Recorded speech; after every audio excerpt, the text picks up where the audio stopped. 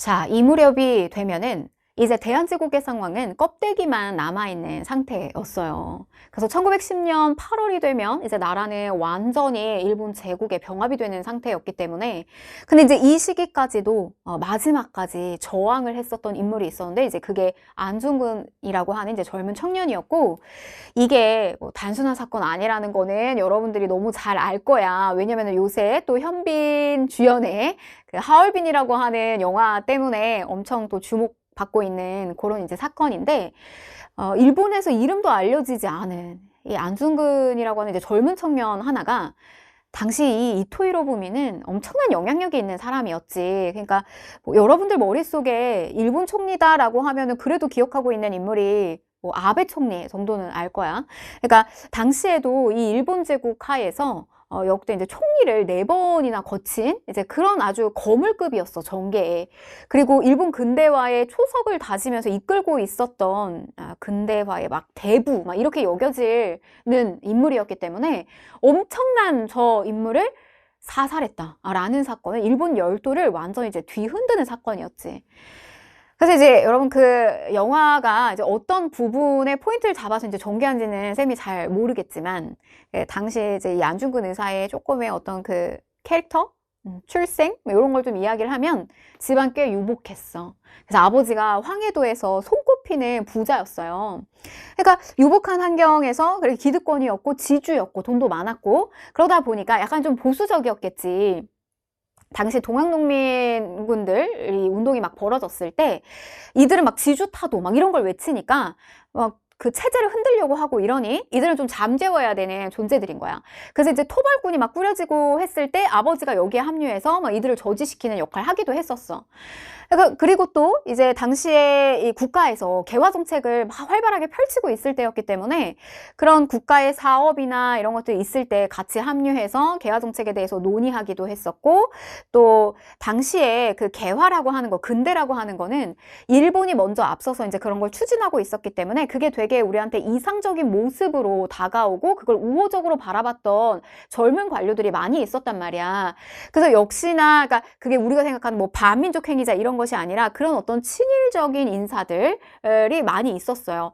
거기에 같이 영향을 받았을 테고 또 그걸 우호적으로 바라봤던 인물 중에 하나도 또 안중근 의사였어요. 그러니까 이토가 막 방문을 했을 때, 방한을 하고 했을 때 막 독립협회에서 초청해가지고 막 얘들 환대하기도 했고, 이토의 뭐 동양평화 뭐 이런 것들 주장, 근대화 이런 것들에 대한 주장에 되게 지지를 많이 표하기도 했다라는 거지. 그러니까 뭐 그러나 이제 이게 그러나 이제 한계가 있었다는 거야. 이 이토 히로부미가 주장했던 동양평화와 많은 젊은 요런 이제 지식인들 층이 기대했던 이 동양평화는 완전히 다른 거였어. 시간이 갈수록 이제 이게 더 달라지게 되는데, 이제 우리 입장에서는 우리도 일본처럼 저렇게 근대화를 이루어서 같이 한중일이 힘을 모아서 서양의 침략에 대해서 대응할 수 있겠구나. 이제 이런 그 동양평화를 꿈꿨더라면 이 이토나 일본 제국에서 생각했던 건 결국에는 뭐 한국, 중국을 식민지화해서 일본 내의 평화 이걸 생각했던 거지, 결국은. 이후에 이토의 행보를 보아하니 이게 너무나 그 기대와는 달랐던 거야. 그래서 여기에 대한 엄청난 분노, 막 적개심 이제 이런 것들이 쌓이기 시작을 하죠. 이게 이제 표출되기 시작하죠. 명성황후 시해 사건, 뭐 을사, 늑약, 강제로 고종을 겁박해서 외교권을 박탈하고 우리를 보호국화시키고 또 심지어 초대 통감으로 이토가 와. 그러니까 이게 엄청난 이제 그 실망감이 커지게 되잖아. 그래서 이제 본격적으로 한 정민년쯤에 이제 의병 활동에 나서시게 돼요.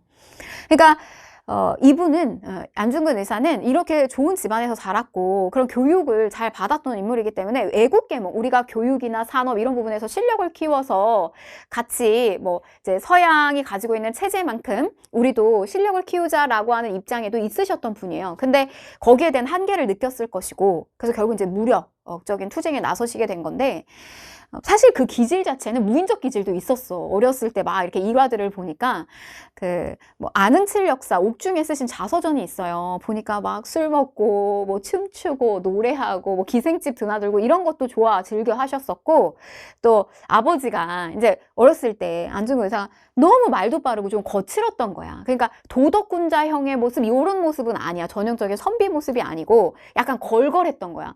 그러니까 언행을 조금 신중하게 했으면 좋겠다 이런 생각을 아버지가 했던 거야. 그래서 이름에 무거울 줌을 안에 박아놓고 가운데 뿌리 근자, 그래서 안중근이라고 이름하였다. 너 참 순해져라 이러면서 막 순자 막 이렇게 짓잖아. 이제 그런 것처럼 이름을 짓기도 했다는 거지. 또 이런 일화도 있었어요. 아버지가 청나라 상인한테 모욕을 당했던 일이 있었나 봐. 그러니까 그게 너무 화가 나가지고 그 사람을 꼬맹이였을 때 쫓아가가지고 산속까지 가서 엽총으로 쏘아 맞췄대. 그러니까 강골인 거야, 성향도. 그러니까 결국 이제 정민연의 의병 활동에 나서시게 되는데 워낙에 총을 잘 쏴서 명사수로 이미 이름을 많이 알렸다라고 해.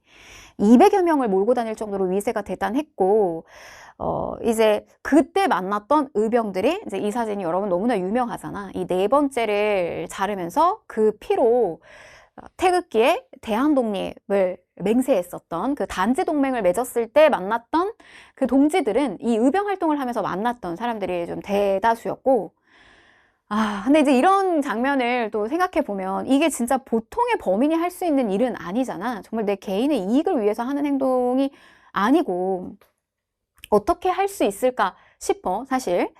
근데 이제 이렇게 이제 단지 동맹을 맺고 때를 기다리고 있었던 거야. 3년 안에 우리의 원흉, 저 이토를 처단하지 못하면 내가 자결로서 백성들한테 속죄한다. 이제 이런 다짐을 했다라고 해요. 그리고 때를 기다렸어. 그 때가 왔어.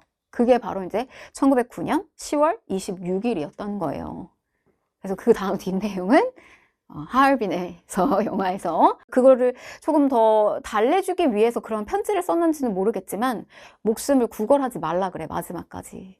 그래서 네가 죽는 것은, 그러니까 자식이 부모보다 먼저 떠나는 걸 불효라고 생각하지 말아라.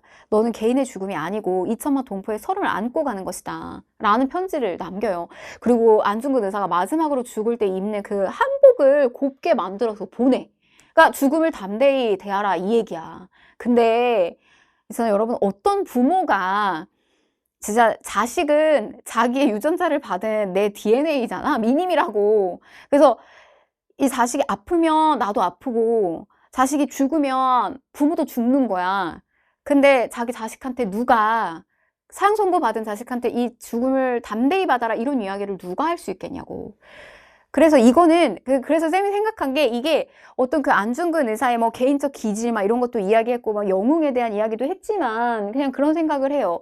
개인의 캐릭터가 막 이렇게 남달라서 그런 거 당연히 있겠지만, 의협심, 뭐 애국심 이런 게 있었겠지만 그 집안에서 내려오는 교육, 좋은 그 가치, 그런 교육을 잘 받은 유복한 집안에서 또 이런 영웅이 나오지 않았나 싶어요.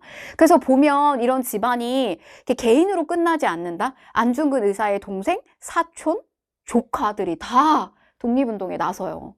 그리고 우리 막 서간도에서 자리 잡아서 처음에 막 신흥무관학교, 뭐 경학사 이런 거 만드는데 기반을 잡으신 이회영 집안, 이씨 육형제 집안, 이게 육형제가 전부 다 나서가지고 내내 독립운동 하시잖아. 그러니까 이게 어느 한 사람한테서 끝나지 않는다고. 자, 아무튼 그래서 마지막 결국 그 10월 26일 날 이제 오전 9시가 넘어가는 그 경에